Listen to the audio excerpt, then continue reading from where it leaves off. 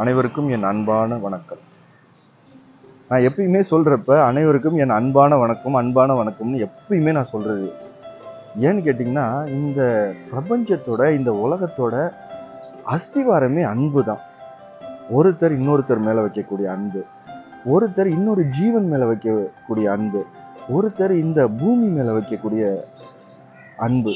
இந்த அன்பு அப்படிங்கிற ஒரு நாதத்துல தான் இந்த உலகம் அழகா ஆடிக்கிட்டு இருக்கு. அன்பு ரொம்ப முக்கியமானது. முதல்ல உங்க மேல நீங்க அன்பு வைக்க கத்துக்கணும். நீங்களே உங்க மேல அன்பு வைக்கலன்னா, யாரோ ஒருத்தர் வந்து நம்மள அன்பு செய்வாங்க அப்படின்னு சொல்லி வெயிட் பண்றதுல என்ன யூஸ் இருக்கு? யோசிச்சு பாருங்க. முதல்ல நீங்க உங்கள லவ் பண்ணுங்க. உங்க மேல நீங்க அன்பு வைங்க. நீங்க நல்லா யோசிங்க. இது என்னுடைய வாழ்க்கை, எனக்கான வாழ்க்கை. நான் தான் இதுல பிரதானமானவன். என்னை சுத்தி எல்லாரும் சந்தோஷமா இருக்கணும்னா முதல்ல நான் சந்தோஷமா இருக்கணும் இல்லையா? அதுக்கு முதல்ல நான் என் மேல அன்பு வைக்கணும், என் ஹெல்த் மேல அன்பு வைக்கணும், என்னுடைய மனத்தோட ஹெல்த் மேல, என்னுடைய மனசோட ஹெல்த் மேல நான் அன்பு வைக்கணும். இப்படி பல விதத்திலையும் நான் முதல்ல என்னைய லவ் பண்ணணும். அதுக்கப்புறம் என்னுடைய உற்றார் உறவினர்கள், என்னை சுத்தி இருக்கிறவங்க, இவங்க மேல நான் வந்து அன்பு வைக்கணும். அதுக்கப்புறம் இந்த சொசைட்டி, இந்த சமுதாயத்து மேல நான் அன்பு வைக்கணும். அவங்க அந்த சமுதாயத்துக்கு தேவையான சேவைகளை நான் செய்யணும். இது அடுத்த கட்டம். அதுக்கப்புறம் இந்த நாட்டுக்கு, இந்த உலகத்துக்கு நான் செய்ய வேண்டிய கடமைகள்னு சில இருக்கு. அந்த கடமைகள் அன்பின் அஸ்திவாரமா இருக்கணும்.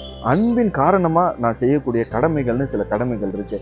அந்த கடமைகளை நான் செய்யணும். அதுக்கப்புறம் இந்த பூமிக்கு, இந்த இயற்கைக்கு நான் செய்ய வேண்டிய கடமைகள், இந்த பூமி மேல எனக்கு இருக்கிற அன்பு, இந்த பூமி மேல எனக்கு இருக்கிற காதல், இந்த இயற்கை மேல எனக்கு இருக்கிற ரசனை, இந்த பிரபஞ்சத்து மேல எனக்கு இருக்கிற அளவு கடந்த பாசம், இதனால நான் சில விஷயங்களை செய்ய வேண்டியிருக்கு.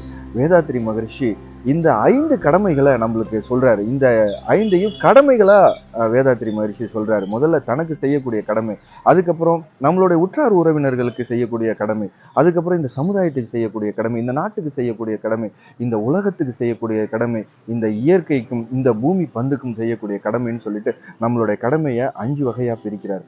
இந்த கடமைகள் எதன் அடிப்படையில வந்ததுன்னு கேட்டீங்கன்னா, இந்த 5 விஷயத்தோடையும் நாம கொண்டிருக்கிற அன்பின் காரணமா ஏற்படக்கூடிய கடமைகள் தான் இந்த கடமைகள்.